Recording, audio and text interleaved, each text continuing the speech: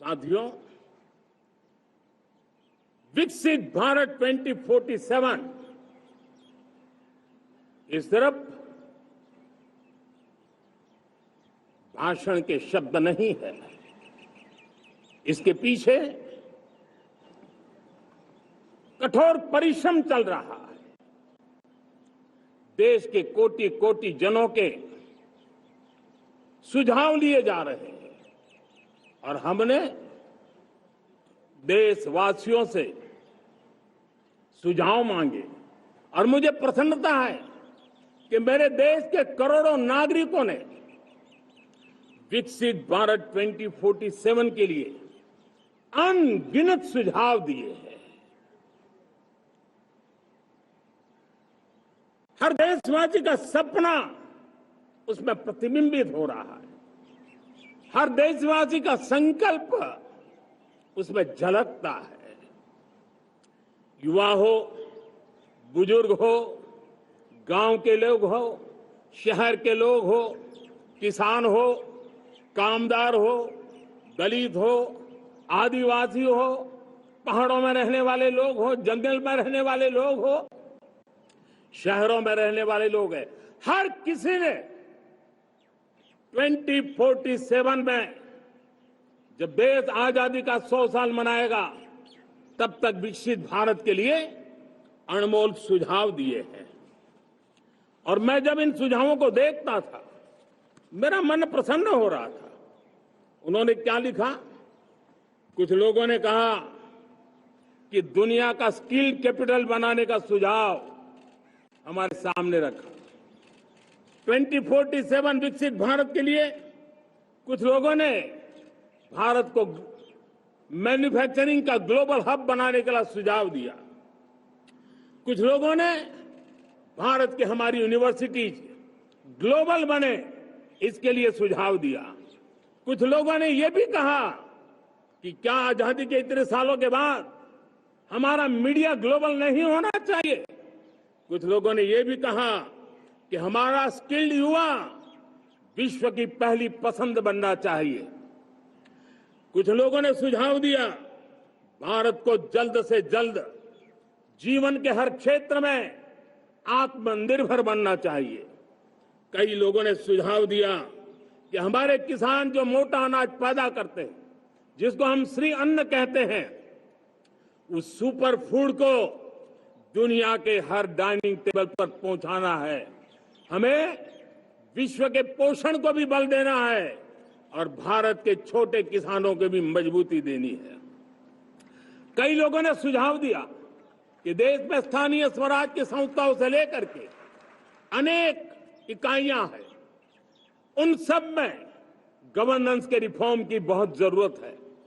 कई लोगों ने लिखा कि न्याय के अंदर जो विलंब हो रहा है उसके प्रति चिंता जाहिर की और ये भी कहा कि हमारे देश में न्याय व्यवस्था में रिफॉर्म की बहुत बड़ी जरूरत है।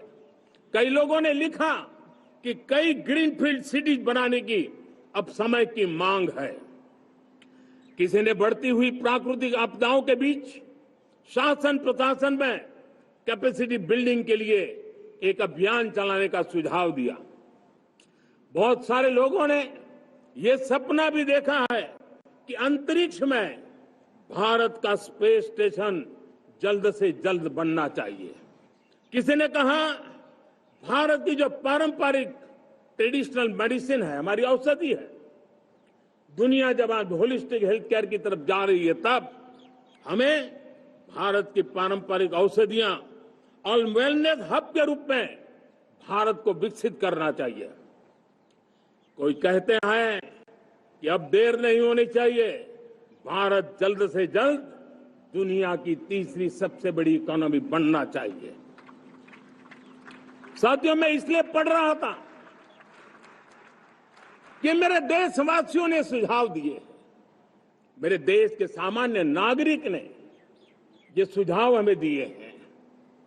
मैं समझता हूं जब देशवासियों की इतनी विशाल सोच हो, देशवासियों के इतने बड़े सपने हो, देशवासियों की इन बातों में जब संकल्प झलकते हो तब हमारे भीतर एक नया संकल्प दृढ़ बन जाता है, हमारे मन में आत्मविश्वास नई ऊंचाई पर पहुंच जाता है।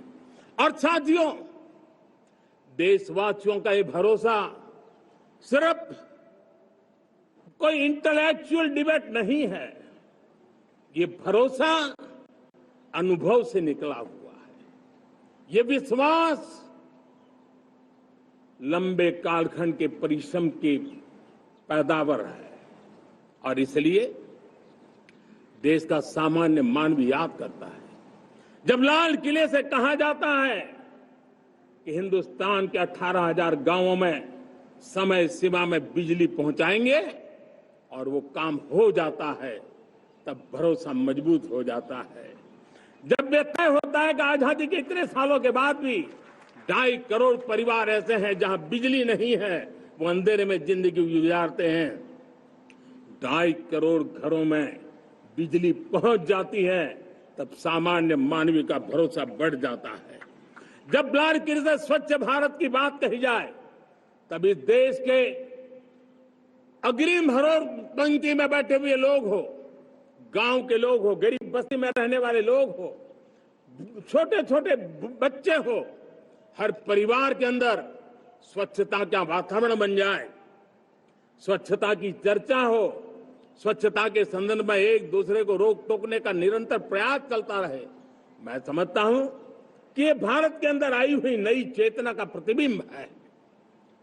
जब देश के सामने लाल किले से कहा जाए कि आज हमारे परिवारों में 3 करोड़ परिवार ऐसे हैं जिनके घर में नल से जल मिलता है, आवश्यक है हमारे इन परिवारों को पीने का शुद्ध पानी पहुंचे। जल जीवन मिशन के तहत इतने कम समय में नए 12 करोड़ परिवारों को जल जीवन मिशन के तहत नल से जल पहुंच रहा है। आज 15 करोड़ परिवार इसके लाभार्थी बन चुके हैं। हमारे कौन लोग वंचित थे इन व्यवस्थाओं से, कौन पीछे रह गए थे? समाज के अग्रिम पंक्ति के लोग इसके लिए अभाव में नहीं जीते थे। मेरे दलित, मेरे पीड़ित, मेरे शोषित, मेरे आदिवासी भाई बहन, मेरे गरीब भाई बहन, मेरे झुग्गी झोपड़ी में जिंदगी गुजारने वाले लोग, वही तो इन चीजों के अभाव में जी रहे थे। हमने अनेक ऐसे प्राथमिक आवश्यकताओं की पूर्ति के लिए जो प्रयास किया और उसका परिणाम हमारे इन सारे समाज के बंधुओं को मिला है। हमने वोकल फॉर लोकल का मंत्र दिया। आज मुझे खुशी है कि वोकल फॉर लोकल ने अर्थतंत्र के लिए एक नया मंत्र बन गया है। हर डिस्ट्रिक्ट अपनी पैदावार के लिए गर्व करने लगा है। 1 डिस्ट्रिक्ट 1 प्रोडक्ट का माहौल बना है। अब 1 डिस्ट्रिक्ट 1 प्रोडक्ट को 1 डिस्ट्रिक्ट का 1 प्रोडक्ट एक्सपोर्ट कैसे हो, उस दिशा में हर जिले सोचने लगे हैं।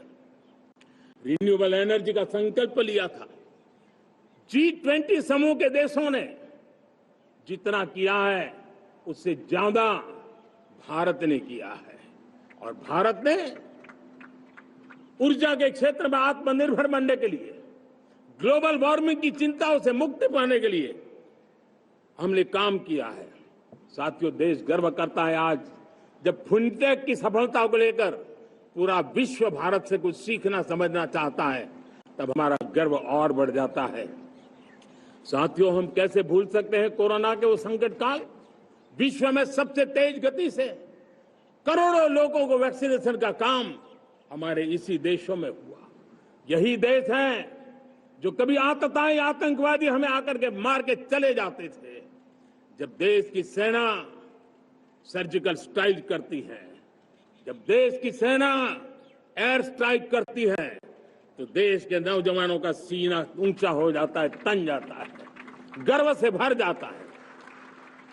और यही बातें हैं जो आज 140 करोड़ देशवासियों का मन गर्व से भरा हुआ है, आत्मविश्वास से भरा हुआ है।